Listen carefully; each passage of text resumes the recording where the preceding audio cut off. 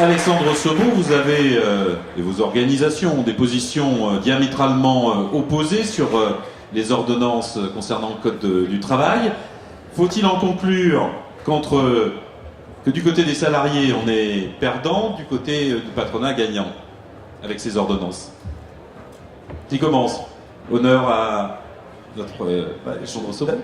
D'abord, si vous me permettez, pour commencer, je voudrais remercier Philippe Martinez pour son invitation, parce que je crois profondément au dialogue social, je crois au débat. On va pouvoir prolonger ce qu'on a fait chez Marianne il y a une petite quinzaine de jours. Et au-delà du fait qu'on n'est pas forcément d'accord, voire rarement d'accord sur les solutions, je pense qu'on a tous les deux aussi, par l'engagement dont on fait preuve, la volonté que la France s'en sorte et qu'elle trouve un jour une solution au chômage de masse qui ronge notre pays. Donc je pense que c'est important, même si on n'est pas d'accord, d'être capable de dialoguer, d'échanger dans les entreprises comme ici. Quand on parle des ordonnances travail, je pense qu'il ne faut pas poser le problème en l'un contre l'autre, mais il faut poser le problème en de quoi nos entreprises ont besoin pour se développer. Je parle des entreprises. La parole de chacun. Et je confirme que pour moi, une entreprise, c'est l'ensemble des parties. Donc c'est évidemment le chef d'entreprise, c'est les salariés, mais c'est aussi les actionnaires et les banquiers qui lui permettent de travailler. Et c'est bien l'ensemble qu'il faut prendre en compte. Bon, on s'entend sur une chose. Évidemment, chacun peut éprouver une réaction. Mais je propose qu'on n'aille pas au sifflet, qu'on n'aille pas, etc., que le débat puisse se dérouler. Je n'interdis pas toute réaction, mais je pense qu'on a intérêt à montrer précisément qu'il n'y a qu'un lieu comme la Fête de l'Humanité qui peut accueillir des grands débats de ce type. Ailleurs, ils sont interdits. Nous, on est capable de les conduire et de les conduire ensemble. Merci. Écoutez, je vois dans cette réaction une bonne nouvelle, c'est que tout le monde m'écoute avec grande attention et j'avoue que ce n'est pas toujours le cas partout où je passe. Merci encore. Oui, bonsoir à toutes et à tous. Il faut du débat, je suis d'accord, et donc c'est si on veut bien expliquer l'objet du conflit, parce qu'il y a conflit entre le patronat et les salariés, en tout cas c'est ce que porte la CGT, il faut qu'on soit en capacité évidemment de l'expliquer. Oui, nous ne sommes pas d'accord, et on l'assume tous les deux. Nous ne sommes pas d'accord, pourquoi? Parce que ces ordonnances, après différentes réformes, c'est pas la première, différentes réformes du droit du travail qui n'ont pas amélioré la situation des privés d'emploi, bien au contraire.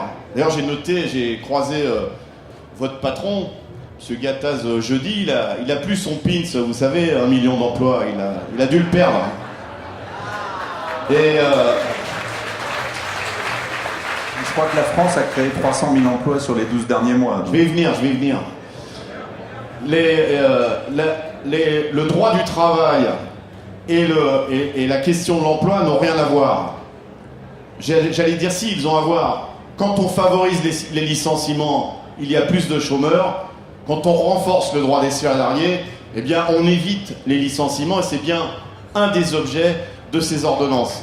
Et le fond du débat, c'est évidemment que les ordonnances vont retirer des droits aux salariés. Alors, on peut en discuter, mais je vous invite à lire les tracts de la CGT, c'est très bien expliqué. Donc on ne va pas rentrer dans le détail. Donc retire des droits des salariés et augmente le pouvoir du patron. Parce que oui, l'entreprise c'est une communauté de travail, mais dans l'entreprise, c'est pour ça qu'on vous appelle des patrons, il y en a certains qui ont plus de pouvoir que d'autres. Et c'est pour ça qu'on a créé un droit du travail et un contrat de travail pour essayer non pas de jouer à égalité, mais d'équilibrer le pouvoir du patron par rapport au pouvoir des salariés. Et c'est tout ce qui est en jeu. Alors, moi, j'ai tenu à ce que mes camarades soient présents.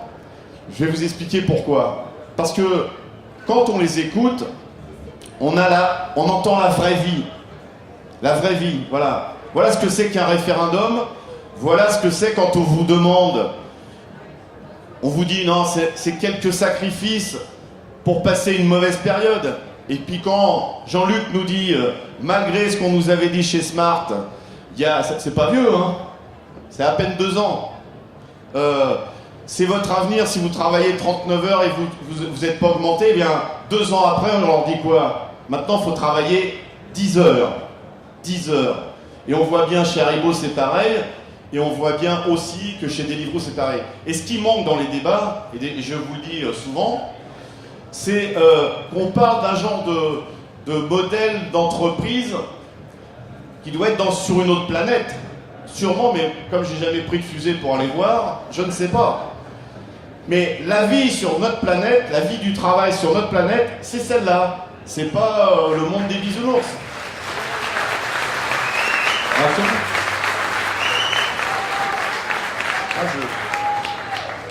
Je ne peux pas être d'accord avec Philippe Martinez quand il dit que les ordonnances vont enlever des droits aux salariés, alors que la principale modification, c'est... La principale modification qui a été apportée, c'est simplement d'élargir le champ de la négociation dans l'entreprise. Et aucune modification n'est possible sans l'accord de la majorité des salariés ou de leurs représentants. Et le texte a été construit pour que sur l'essentiel des sujets, s'il n'y a pas d'accord dans l'entreprise ou s'il n'y a pas d'accord dans la branche, le code du travail ne change pas et les règles qui s'appliquent à l'entreprise ne changent pas. On a par exemple beaucoup parlé de la généralisation des contrats de chantier. Mais le contrat de chantier, on peut le mettre en œuvre dans une branche que s'il y a un accord de branche, que s'il y a une raison.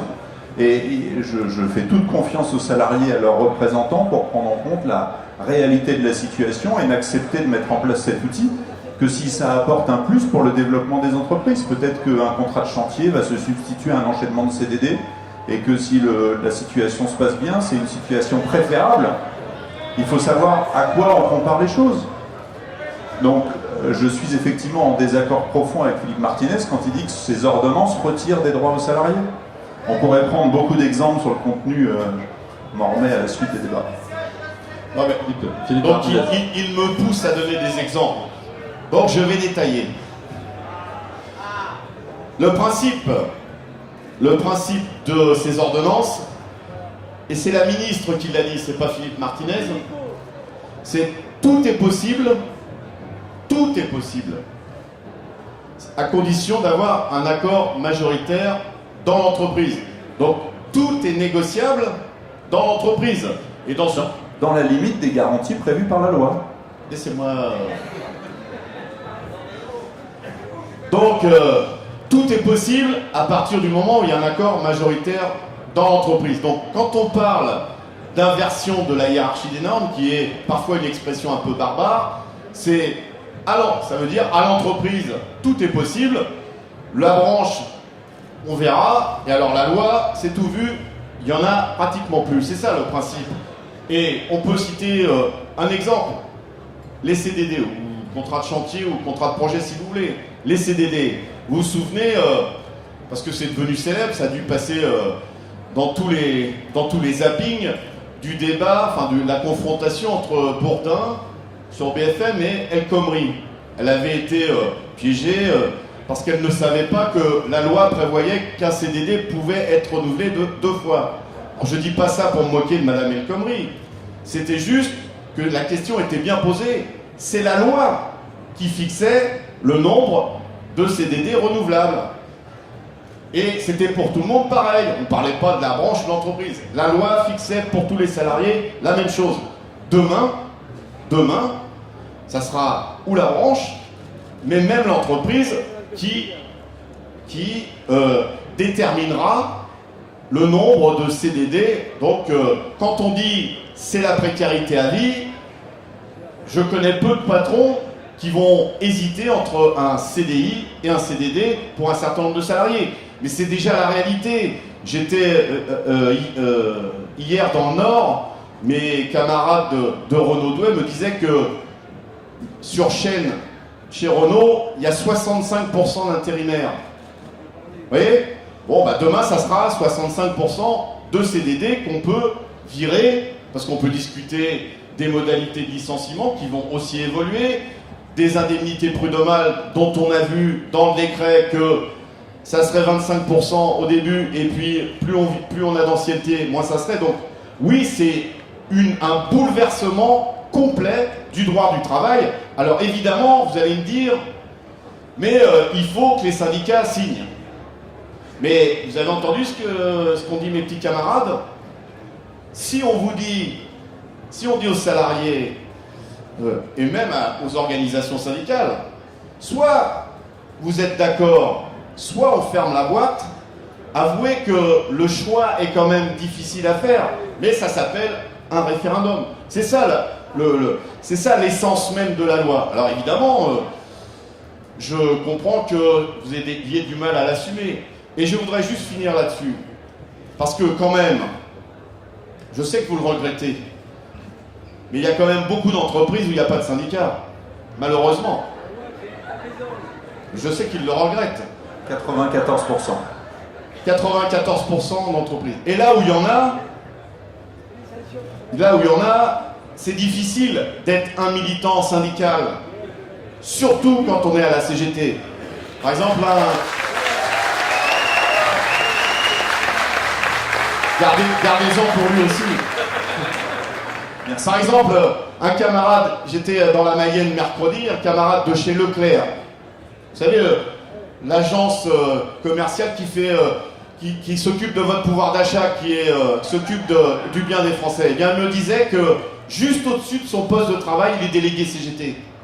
Il y a 2 caméras, juste au-dessus de son poste de travail. Et tous ses gestes sont filmés. Il en est à son 10e avertissement dans l'entreprise. Alors évidemment, ça doit être pour bien faire son travail, forcément. Mais évidemment, ce genre de situation, elle conduit à quoi?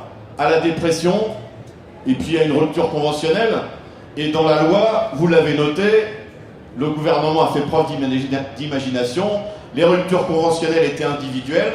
Et bien maintenant, elles devraient être collectives. Marc, ça peut développer l'industrie de la caméra, remarquez. Hein. Je voudrais poursuivre, on a abordé les modèles, mais je voudrais poursuivre sur la question de l'emploi, parce qu'il y a un argument, alors ça je l'oppose à Philippe Martinez, il y a un argument qui est donné, c'est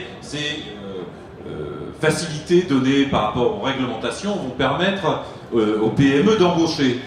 Les patrons des moyennes et petites entreprises seraient tétanisés par les réglementations du travail, c'est ce qui empêcherait de créer des emplois. Ça, c'est ma première question. Et peut-être pour monsieur Sogo, vous devriez, me semble-t-il, étant patron d'une entreprise moyenne qui produit du matériel d'élévation près de Saint-Étienne, vous devriez être inquiet des dispositions qui permettent des licenciements par des entreprises multinationales qui sont basées à l'étranger, en ne rentrant pas dans le périmètre global de l'entreprise, mais uniquement dans le périmètre national, parce que ça peut avoir évidemment des conséquences assez lourdes, non seulement pour les salariés des entreprises concernées, ceux des multinationales, mais évidemment pour toutes les entreprises PME qui fonctionnent avec des donneurs d'ordre qui sont les sociétés multinationales et qui peuvent en vivre directement des conséquences.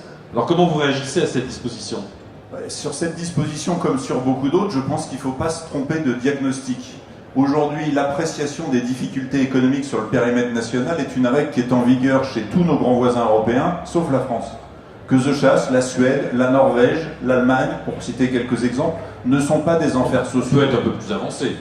Non mais la question c'est, est-ce que la règle qui se pratique chez nos voisins s'est traduite dans ces pays par des délocalisations financières, par des mouvements scandaleux, par des opérations tout à fait condamnables? La réponse est non. Parce que la très grande majorité des entreprises qui se posent la question de s'implanter quelque part, et je peux prendre une entreprise que je connais bien, qui est celle que je dirige, on distribue et on a nos propres filiales dans 7 ou 8 grands pays européens. Rien ne me garantit que demain, je vais vendre beaucoup de nacelles en Allemagne et aussi beaucoup en Angleterre, et donc l'activité d'un pays à l'autre peut être très variable. Et au titre de quelle réalité est-ce que je serai privé de ma capacité à ajuster pour assurer la pérennité de la filiale ou de l'entreprise, d'ajuster les effectifs si une activité baisse dans un pays et pas dans un autre. Donc ce sujet-là est regardé par tout un tas de grands responsables d'entreprises comme un frein à l'implantation en France. Et donc effectivement, on va avoir des choses qu'on observe ces dernières années, avec un recours sans doute très élevé au CDD, et tout ce qui a été décidé dans ces ordonnances, et je crois que là-dessus, on sera d'accord avec Philippe Martinez pour dire qu'il faut être capable de l'évaluer. Quelles que soient les décisions qu'on a prises, il faut aller regarder les comportements des entreprises, des salariés, des multinationales, pour voir si les effets bénéfiques auquel je crois sincèrement sur l'emploi et la croissance dans notre pays, sur le rééquilibrage entre CDD et CDI dans les embauches. On va voir si ces choses-là se produisent. Moi, je pense sincèrement qu'elles vont se produire. Et quand même, puisque Philippe Martinez a cité quelques exemples, il a notamment été prendre les conditions de recours au CDD, je voudrais dire, que le CDD et les conditions de recours au CDD ne sont pas négociables dans les entreprises. Elles ne sont ouvertes qu'à la branche, que la prime de précarité n'est pas négociable, que les motifs de recours ne sont pas négociables, et que ce qui est négociable, c'est le délai de carence et le nombre de renouvellements. Et ces choses-là ne peuvent être négociées que dans la branche, et je fais toute confiance, par exemple, à la branche Sogirisque et la métallurgie, pour que nos syndicats veillent à ce que si assouplissement il y a, ils correspondent à des réels besoins, avec peut-être des engagements sur la réduction de la précarité, sur le développement de l'emploi, je ne sais pas. Peut-être qu'on aura cette négociation, ou peut-être que nos entreprises considéreront que les règles aujourd'hui sont suffisantes. Mais en tout cas, à dire qu'aujourd'hui on pourra décider dans les entreprises, en faisant du chantage à l'emploi, les conditions de recours au CDD, c'est pas la réalité. Le texte de loi limite à 2 sujets et à la branche la capacité d'assouplir le code du travail. De la même façon, sur les classifications, les minima, tout ça relève de la branche et ne pourra pas être négocié dans les entreprises. Après, dans une entreprise, les entreprises sont différentes. Et donc l'idée qu'on donne des outils pour que, en accord avec les salariés, on trouve de nouveaux équilibres, parce qu'on parle des situations difficiles, on parle des entreprises où il y a une forte pression concurrentielle, mais il y a beaucoup d'autres situations dans notre pays. Une entreprise qui va vouloir par exemple donner la priorité ou investir de l'argent dans une crèche d'entreprise ou l'accueil des enfants et qui pour ça trouvera un équilibre avec peut-être quelques jours de RTT en moins et décidera d'investir ces jours de congé dans un développement. Si les salariés sont d'accord et trouvent ça bien, pourquoi est-ce qu'on peut les empêcher de le faire? Et s'il n'y a pas de majorité pour le faire, les règles actuelles continueront à s'appliquer. J'ai entendu parler du CHSCT, l'ensemble des prérogatives du CHSCT seront transférées en intégralité à la nouvelle instance qui s'appelle le CSE. Donc la capacité à faire sera toujours la même. Bon, il y a des avis différents qui s'expriment. J'imagine que Philippe Martinez pourra en exprimer. Oui, non, mais bon, vous voyez qu'on n'a pas la même lecture de ces ordonnances. C'est pour ça que le MEDEF les approuve et que la CGT les combat. Ça, voilà. Évidemment, premièrement, j'insiste là-dessus parce que c'est une petite musique qu'on entend trop. Il n'y a aucun lien entre droit du travail et chômage ou création d'emplois. Toutes les études le montrent et dans tous les pays. Alors, on peut regarder par contre les courbes du chômage dans d'autres pays, puisque nous sommes européens.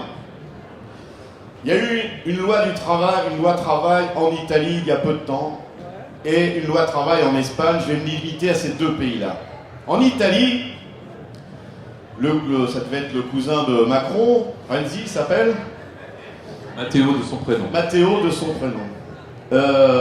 Ils ont inventé un truc moderne, des coupons de travail. Vous avez des coupons d'1 heure de travail. Et on considère que quand vous travaillez 1 heure par mois, vous n'êtes pas chômeur. C'est vrai. Vous avez un emploi. C'est vrai. Mais qui peut affirmer qu'avec 1 heure de travail par mois, on peut vivre? On peut construire sa vie? Personne. Si, à part mon PDG, parce que vu qu'il est payé 15 millions d'euros, 1 heure par mois, ça doit faire quelques SMIC. Mais bon, il n'y en a pas beaucoup des comme ça, il n'y en a pas beaucoup. Donc, qu'est-ce que ça engendre? Ça fait baisser le chômage, certes, mais ça engendre de la précarité parce qu'il y a évidemment plein de contrats précaires et surtout du travail informel. Parce que qu'est-ce que disent les patrons? Bon, je vais te déclarer 1 heure, je suis obligé, tu as ton coupon. Mais si tu veux, tu peux rester un peu plus. Tu peux travailler 2 heures ou 3 heures, mais en déclarant rien. Donc, est-ce que c'est ça la modernité de revenir au travail informel? Enfin, c'est plutôt des choses du siècle dernier, voire du 19e siècle. Deuxième exemple, l'Espagne. L'Espagne était un pays, en France, les salariés, c'est 94% qui sont couverts par des conventions collectives. L'Espagne, ça devait être autour de 70%.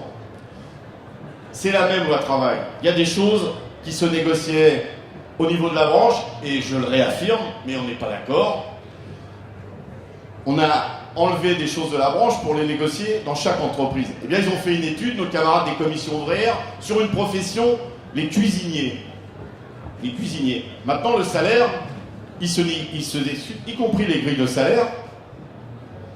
Le gouvernement, me semble-t-il, ne veut pas encore aller jusque-là sur les classifications, mais on peut en parler si vous voulez, parce que je sais que dans l'UMM, vous avez certains projets pour échapper au paiement de la qualification. Qu'est-ce que ça a donné? C'est qu'en moyenne, les cuisiniers en Espagne, puisqu'ils n'avaient plus de grille de salaire de branche, ont perdu 20 à 30% de leur salaire, parce que quand vous allez dans une entreprise, vous pouvez plus dire la grille, elle prévoit ça dans ma branche. C'est le patron qui lui dit tu veux du boulot, voilà combien je te donne. Voilà des exemples qui montrent que les lois travail, évidemment, peuvent faire baisser le chômage. Et je sais que vous y faites parfois référence. Je ne parle pas de l'Angleterre, parce que là, c'est une caricature. Mais les patrons, ils font souvent référence pour dire, vous voyez que ça fait baisser le chômage. Mais nous, on ne veut pas uniquement regarder ça. On veut aussi voir la qualité de l'emploi. Parce que c'est important de pouvoir construire sa vie, de ne pas être précaire. Et puis on ne demande pas à gagner comme mon PDG. Mais enfin, si on peut payer son loyer, manger tous les jours à peu près à sa faim, partir en vacances, je vous rappelle qu'il y a aujourd'hui une famille pratiquement sur deux qui ne peut plus partir en vacances. Vous voyez, c'est pas l'opulence. On n'est pas des privilégiés. Mais travailler sans être traité de feignant pour au moins finir la fin du mois. Ok, tu veux réagir?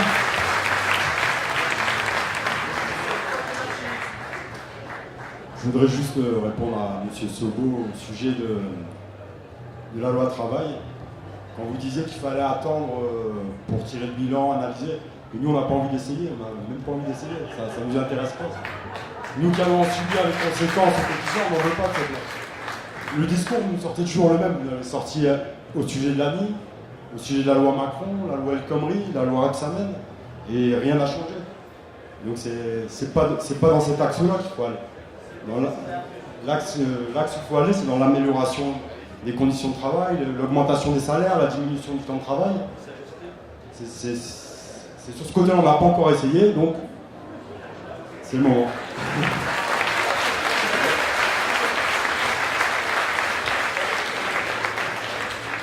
Moi, je voudrais rajouter que sur la loi travail XXL, en fin de compte, on nous dit faciliter les licenciements, ça permettra d'embaucher. Plus 1, moins 1, c'est égal à 0. Donc vous ne créerez jamais d'emploi. C'est faux ce que vous dites. C'est arithmétique. C'est arithmétique, vous ne pouvez pas. Plus 1, moins 1 égale 0. Je voudrais juste rajouter aussi, je tiens des points infos salariés. Où, quand je reçois des appels, c'est en généralement des femmes précaires. 75% des appels, ce sont des femmes précaires qui se font licencier par des patrons. 75%. Rendez-vous compte. Et il n'y avait pas encore la loi travail. Maintenant, ça va être encore plus simple pour eux de licencier. Oui, allez-y, Moi, je veux redire que effectivement, l'ambition de ces ordonnances est sensiblement supérieure à toutes les pseudo-réformes qui ont été adoptées ces 30 dernières années. Ça, c'est clair. Et s'il vous plaît, non mais... Et aujourd'hui, dans un monde, on peut l'aimer ou on peut ne pas l'aimer. Moi, je crois à la liberté d'entreprendre. Oui, je crois à la liberté d'entreprendre. On a fait le choix. Non, s'il vous plaît. Non, mais il faut que le débat puisse se dérouler sans interruption. Chacun ici imagine bien quelle est votre réaction. Donc, on a fait le choix d'une Europe ouverte, et moi, en tant que patron de Holod, je m'en réjouis parce que l'entreprise que je dirige ne serait plus là si on n'était pas capable de vendre librement nos machines dans tous les pays d'Europe. Avoir la taille critique, être capable d'exporter simplement dans tous les pays d'Europe avec une monnaie qui, dans tous ces grands pays, est la même, sans risque de change. Ça a permis à l'entreprise de se développer, et c'est la raison pour laquelle la moitié de nos salariés en France aujourd'hui, puisqu'on a à peu près la moitié de nos salariés en France, l'autre moitié en dehors de France, ont toujours un travail, et travaillent, je pense, dans de bonnes conditions. Et je le redis, aujourd'hui, moi je pense que ceux qui sont contre le changement doivent assumer le fait qu'ils acceptent qu'il y ait 3,5 millions de chômeurs en France et que ça continue à monter. Et moi, je ne me résous pas. Je ne me résous pas à un pays dans lequel on a 3,5 millions de chômeurs. Je ne me résous pas à un pays dans lequel on a 25% de chômage des jeunes. Et je ne me résous pas à un pays dans lequel les jeunes ont besoin de plus de 5 ans pour avoir leur premier CDI. Parce que ça va vous surprendre, mais je suis d'accord avec une bonne partie de ce qu'a dit Philippe Martinez sur la dignité au travail, sur la nécessité de vivre de son travail. S'il vous plaît, sur le fait... Non, je propose qu'on écoute avec calme. Il y aura un moment où on va se tourner vers vous pour des questions et des interpellations. C'est mieux de pouvoir s'entendre et de pouvoir laisser les différents interlocuteurs répondre. Sur le fait qu'aujourd'hui en France, on vit beaucoup mieux avec un CDI qu'avec un CDD. C'est clair, ça fait aucun débat. Et donc il faut trouver des solutions pour que plus de Français aient accès au travail par le CDI. Aujourd'hui, le résultat avant réforme du marché du travail, c'est que certes 85% des Français ont un CDI, mais pour tous ceux qui rentrent sur le marché du travail, plus de 80% des contrats signés sont des CDD ou des contrats d'intérim. Donc ne rien faire, c'est accepter que cette situation demeure. Donc moi je ne me résous pas à cette situation, je veux donner un avenir à notre pays, je veux donner un avenir à nos jeunes, je pense qu'il faut essayer un certain nombre de réformes. Alors, elles ne sont pas toutes écrites, hein. Il y a peut-être des endroits où ça se passera moins bien que je l'espère. Je pense qu'il y aura beaucoup plus d'endroits où ça se passe bien. Et je reviendrai volontiers dans 2 ou 3 ans, partager un bilan avec vous de ces réformes pour voir si les choses se sont effectivement améliorées, si le chômage a baissé, si les embauches en CDI ont augmenté, parce que c'est bien tout l'enjeu de ces réformes, c'est que le chef d'entreprise qui a souvent affaire à un environnement économique difficile, beaucoup plus variable, on connaît l'activité des 6 prochains mois, mais pas des 3 prochaines années.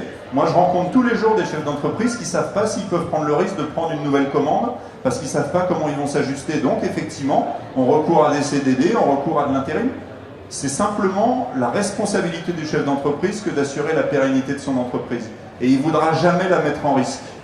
Et donc, si on lui donne plus d'outils, pour se dire que l'aléa qui se profile, il a plus de capacité à le gérer dans des ajustements, dans de la négociation, dans de la clarification des règles de rupture y compris, je pense qu'il embauchera plus en CDI, je pense qu'il prendra plus de risques. Et encore une fois, je reviendrai bien volontiers dans 2 ou 3 ans pour faire le bilan de ces ordonnances.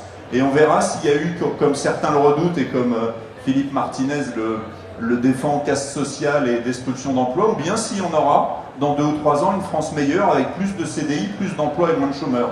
Parce que moi, je veux le redire, la première des précarités, c'est le chômage. Sarah, vous voulez réagir? Et puis je vous pose une question. J'entends bien vos bons sentiments. Le problème, c'est que par exemple, pour mon cas précis, je suis auto-entrepreneur. C'est-à-dire qu'on est dans le cadre d'une plateforme qui ne veut travailler qu'avec des auto-entrepreneurs. Là, on est dans un cas où la flexibilité, pour eux, elle est maximale. Pour eux, ils veulent vraiment, vraiment être dans une liberté totale. Alors qu'il peut y avoir d'autres façons de fonctionner. C'est-à-dire qu'ils ont vraiment voulu s'affranchir d'absolument tout ce qui existe pour pouvoir fonctionner. Je veux bien qu'une entreprise,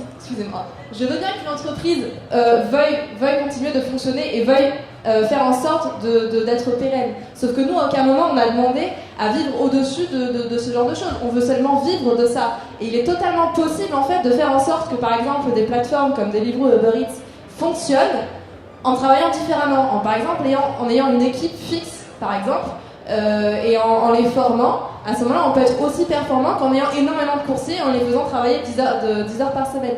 On fait exprès en fait de travailler sur, de se servir en fait de ce besoin qu'ont les gens de travailler, tout simplement vu qu'il y a énormément de chômage, ils acceptent n'importe quoi. C'est-à-dire que si demain Deliveroo diminue encore une fois le prix de la course, on sait qu'il y a des gens qui vont quand même rouler à ce prix-là.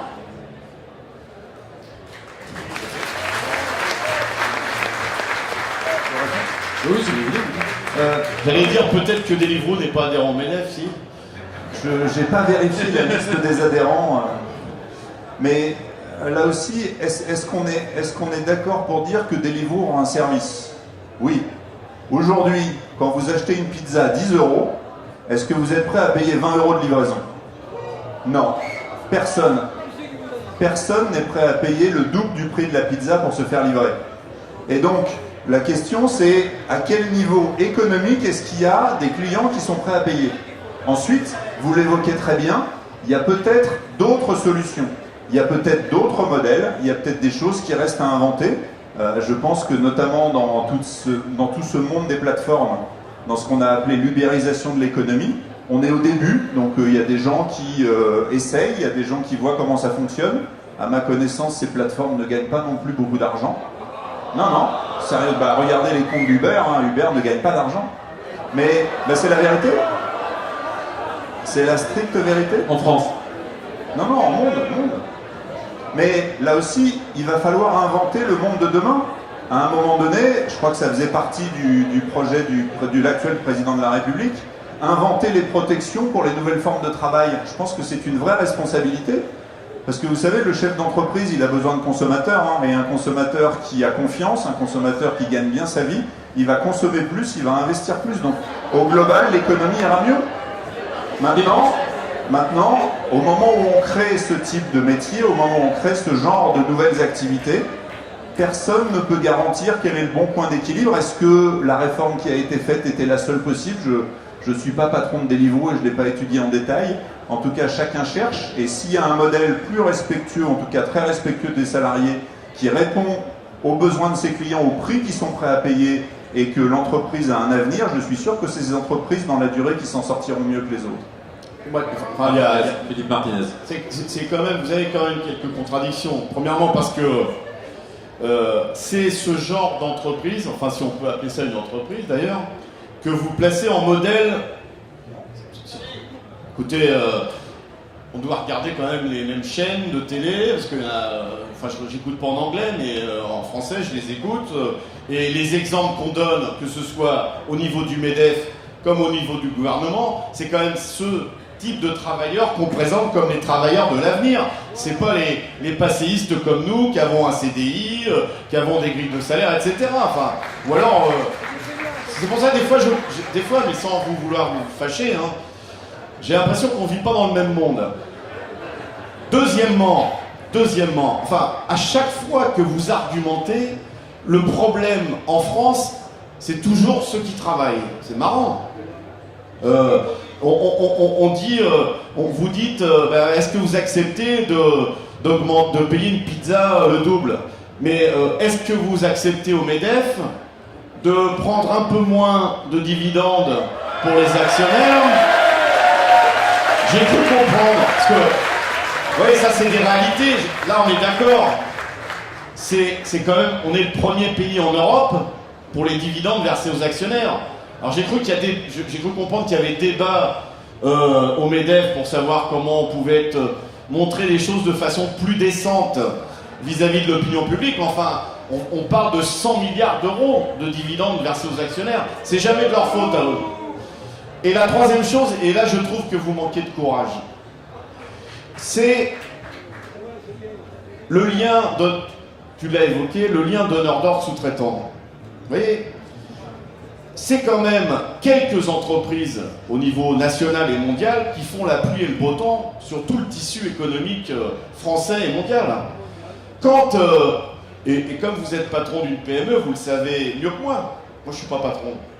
Mais quand les grands groupes, Jean-Luc en a parlé, quand une entreprise que je connais un peu, Renault, dit à ses sous-traitants « Je vais t'envoyer des gens pour t'expliquer comment il faut organiser le travail. Je vais t'envoyer des gens pour développer la productivité. Mais en même temps, il faut que ton prix il baisse de 20%. » Soit on dit à celui qui nous donne des ordres « C'est pas possible, c'est pas possible. » Soit on dit aux salariés « Eh ben, il va falloir faire des efforts si on veut continuer à travailler avec ces donneurs d'ordre. » Malheureusement, personne ne dit « Non, je vais affronter, vous devriez faire des manifs contre les grands donneurs d'ordre, vous les patrons. » Parce que c'est ça la réalité du problème. Et donc, tant qu'il y aura ce mensonge généralisé où on laissera tranquille les grands groupes, eh bien, vous vous retournez vers les salariés en disant « faut faire des efforts, sinon on n'aura pas le marché. » Et j'en connais même qui acceptent les efforts, qui font des investissements, et qui au dernier moment on leur dit vous n'avez pas le marché. Demandez à mes camarades de GMS, demandez à mes camarades de la SAM dans l'Aveyron, vous connaissez, c'est des métallos. Eux, ils ont fait des efforts, ils ont accepté des sacrifices. Il y a parfois eu des investissements, pas souvent, puis au dernier moment, on leur dit « Désolé les gars, c'est pas vous qui aurez le boulot. » Et ça génère. Donc, sur ces trois choses-là, les dividendes versés aux actionnaires, le lien donneur-d'ordre sous-traitant, il y a besoin quand même que vous... Et de toujours culpabiliser le monde du travail. Vous savez, la moyenne des salaires en France, c'est quand même pas élevé. Hein. Je crois que le salaire médian, il est autour de 1500 euros. Vous voyez, 50% de la population qui gagne moins de 1500 euros. Je ne sais pas si vous avez déjà vécu avec 1500 euros, mais c'est difficile quand même. Et on ne peut pas se considérer comme un privilégié. Vous voyez, donc arrêtons de culpabiliser toujours ceux qui n'ont que leur travail pour essayer de vivre, et puis essayons d'élargir notre champ.